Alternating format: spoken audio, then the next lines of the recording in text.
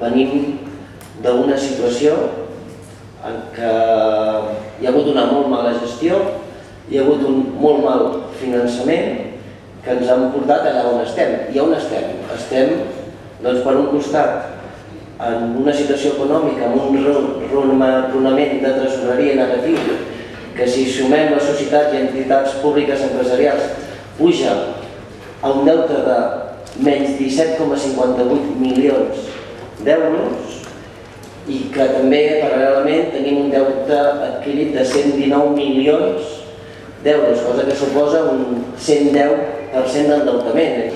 Per tant, la situació sí és difícil econòmicament. La CUP, al llarg d'aquests anys, hem estat els únics que ens hem oposat a un seguit d'operacions urbanístiques i un seguit d'apostes que han suposat un autèntic forat per les arques d'aquest Ajuntament.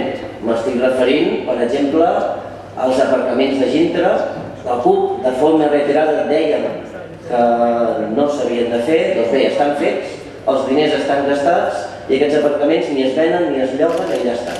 Però el deute el tenim, s'ha de pagar i no tenim tresoreria per fer front a aquest pagament. Per tant, sí que hi ha una molt mala gestió, sobretot de l'anterior govern tripartit, que ens ha portat a la situació que estem ara.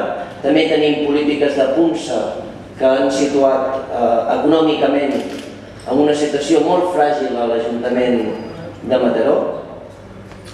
Operacions que també la CUP ens hi vam oposar, com el tema d'Ibeco Pegaso, el tema del Rengle.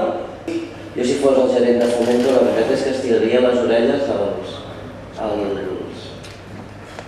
als gestors econòmics de l'empresa. Tenim un deute pendent amb ells de 23 milions d'euros que no entren al llistat de factures presentades al Ministeri d'Economia i Hisenda perquè l'han entrat 30 dies superiors a la data límit, però que sí que és un deute que existeix a l'Ajuntament i que aquesta empresa, doncs, tard o d'hora voldrà cobrar. També he de dir que la CUP som els únics que de forma reiterada hem vingut plantejant solucions definitives pel tema del finançament. Tenim molt mal finançament com a Ajuntament municipal. Venim d'una situació colonial, la qual, doncs, si no trobem aquestes solucions definitives, la situació s'anirà de forma paulatina empitjorant i creiem que calen apostes molt més decidides per no anar allargant aquesta agonia econòmica. Jo en faig diverses lectures d'aquest Reial Decret. Una primera, evidentment positiva.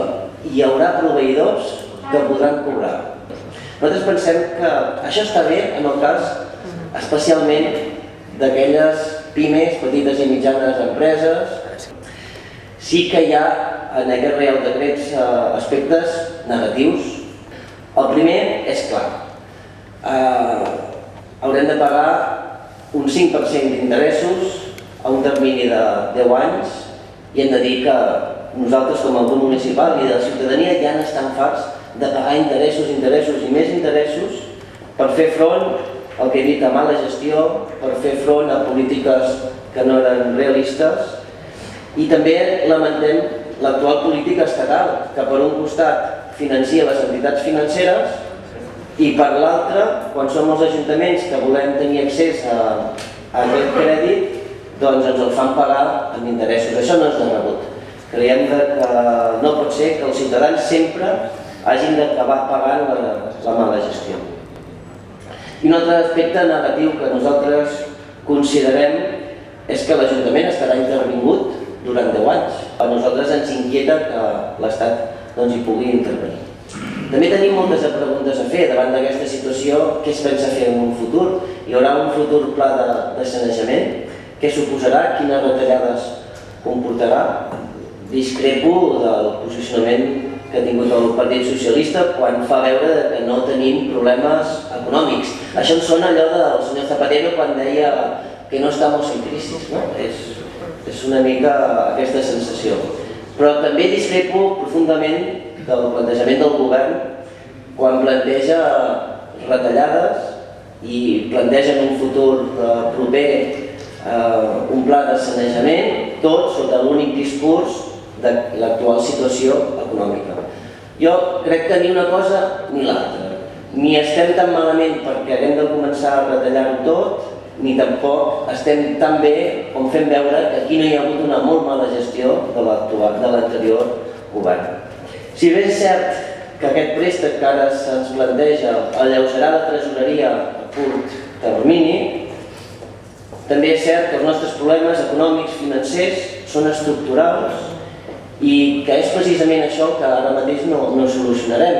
Solucionarem a curt termini, serà una solució que potser ens ajudarà a acabar bé l'any, però veiem que en els propers 10 anys continuem igual, lligats i sense capacitat de fer les polítiques socials que necessita la ciutat de Mataró. En l'actual context i en les actuals condicions hem de dir que no podem donar suport a aquesta proposta que avui se'ns ha plantejat.